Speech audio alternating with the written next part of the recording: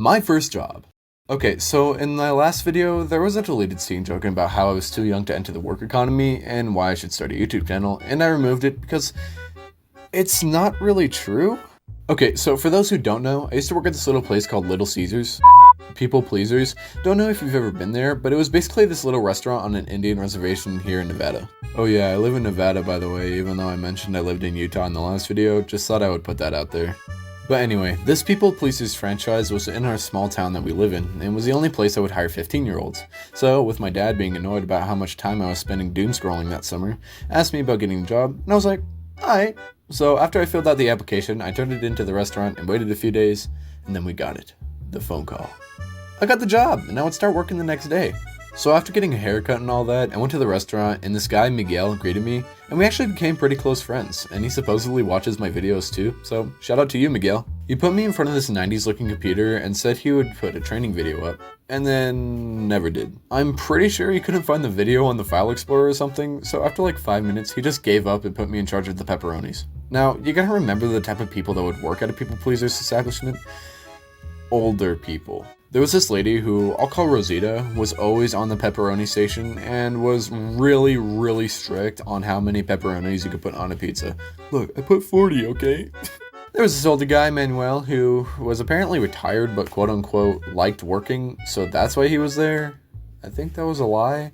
We actually became kind of close friends and would talk all the time either about my school experiences or his work stories. And then there was Sam and his wife Sophine, my managers. There was about a 50-50 chance that either Sam would be there and Sophine would be there.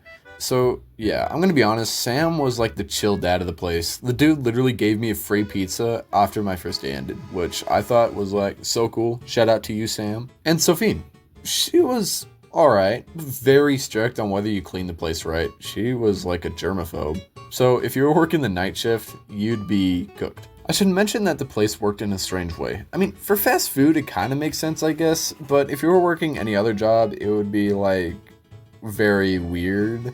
You see, there were these different stations around the pizzeria. Yeah, you remember back in like elementary school where you would go around the classroom and with a piece of paper or something and wrote down stuff like off the papers on like attached to the walls. I hope I'm not the only one that did that, right? Right. There was the topping station where you would make pizzas with the sauce and the pepperonis and all that. There was the boxing station where you would cut and box up the pizzas. Pretty self-explanatory. The cashier station was pretty rad, but dealing with annoying customers was, well, annoying. The cleaning station, yeah, I didn't spend much time there, but when I had to, it really kind of sucked. I really hated cleaning those pans, especially with all the grease and like the burnt bread and stuff on it. I hated it.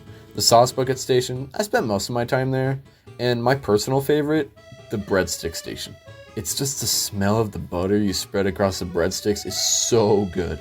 I mean, I would spend like half of my paycheck on breadsticks alone. They were that good. Okay, so here's some funny stories I have about the place. So a little substation to the sauce bucket station was the cup station, where after you filled up a bucket with marinara sauce, you would fill these little sauce cups that the customers would dip their breadsticks in. This particular day though, we were out of cups in the main room, so I went back to the storage room to get some more out. Now, the cups are stacked up on each other and were wrapped in a big long bag. It was really weird, but I'll just show a picture of what it was kind of like, I guess. It's really hard to describe. Well, I decided to play around a bit and start spinning the bag while I was walking to the cup station.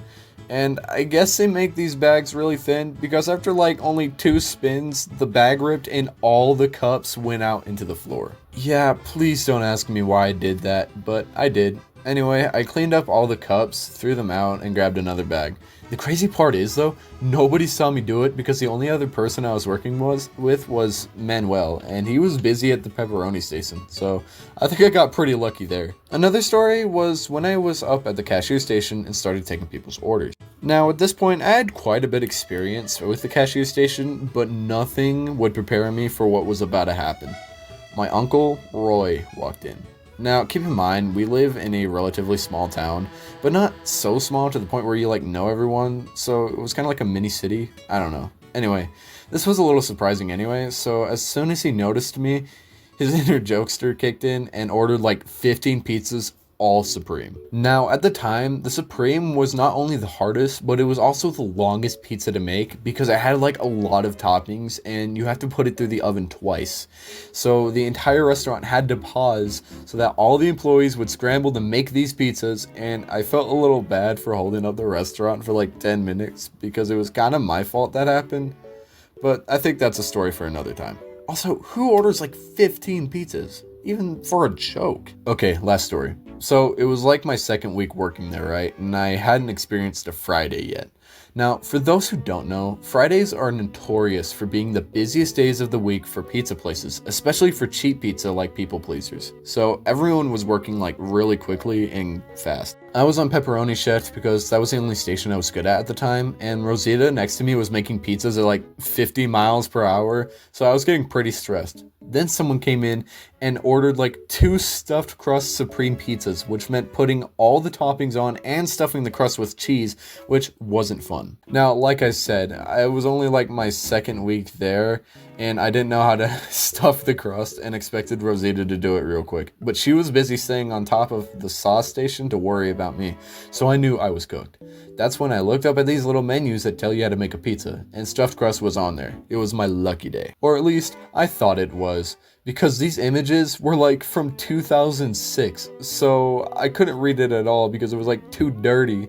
So I just decided to wing it. I put shredded cheese into the crust, folded it up, and threw it in the oven. Then like 2 minutes later, it comes out and I hear, "Who made this with shredded cheese?" so apparently you're supposed to use a special cheese cylinder from the freezer and not shredded cheese. Also, to add to the diarrhea shake, I only made 1, not 2. So, whoops. Anyway, those were just some work stories I had. There's a lot more I didn't include in this video, so if you want to see a part 2, then just comment that. And I'll probably make one anyway if I have writer's block again, so yeah. Anyways, hope you enjoyed this video, and I'll see you in the next one. Peace, peeps.